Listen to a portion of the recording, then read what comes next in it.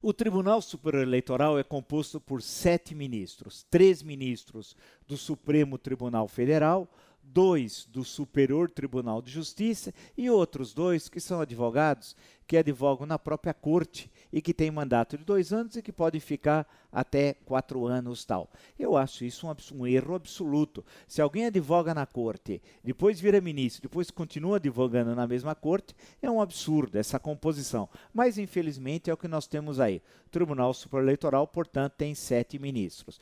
É sabido, e diversas vezes nós conversamos aqui, que essa ação movida pelo PSDB contra a chapa Dilma Temer, que venceu as eleições presidenciais de 2014, essa ação já era para ter sido resolvida dia muito. Inclusive, tinha sido, a princípio, pré-marcado, não marcado oficialmente, em maio do ano passado, o julgamento tal. Depois disseram que era junho, foi indo e empurraram para esse ano. A razão fundamental, nós já dissemos várias vezes aqui, se fosse no primeiro biênio presidencial anulação da eleição, teria ter em 90 dias eleições diretas, no segundo biênio, não.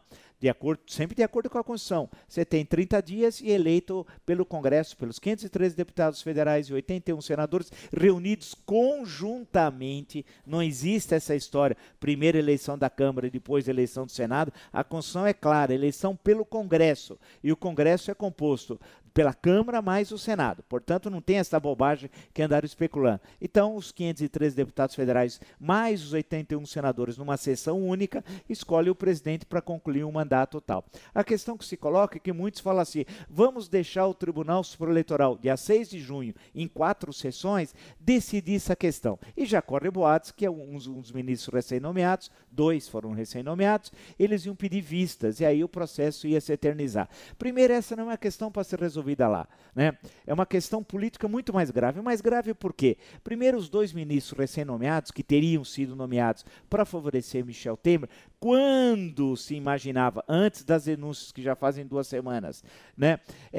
A votação seria 5-2 pro Temer, seria atingido Dilma, chapa separada, e Temer acabaria o mandato. Porém, nas últimas 2 semanas, o Brasil ficou de ponta cabeça. Então, disseram que agora a votação seria 4-3 prós a saída de Michel Temer. Isso é um grande equívoco, né? É um grande equívoco porque, primeiro, os 2 ministros recém-nomeados não podiam votar, deviam se sentir impedidos em votar se o presidente deve continuar ou não, porque eles foram nomeados pelo presidente agora.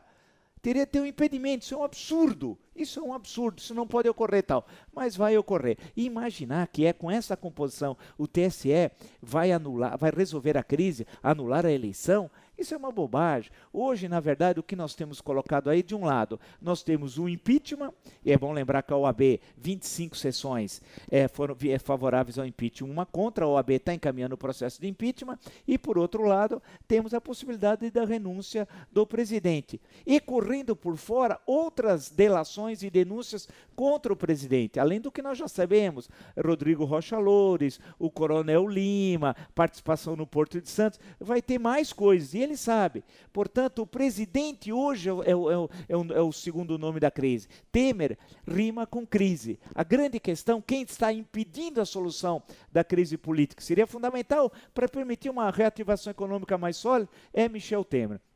Vamos ver o que vai acontecer nos próximos dias, porque no Brasil você não tem condições de projetar para o ano que vem, próximo semestre, próximo mês, somente para os próximos dias. E esperar que o TSE solucione a crise, isso é uma piada. É mais fácil acreditar no Papai Noel.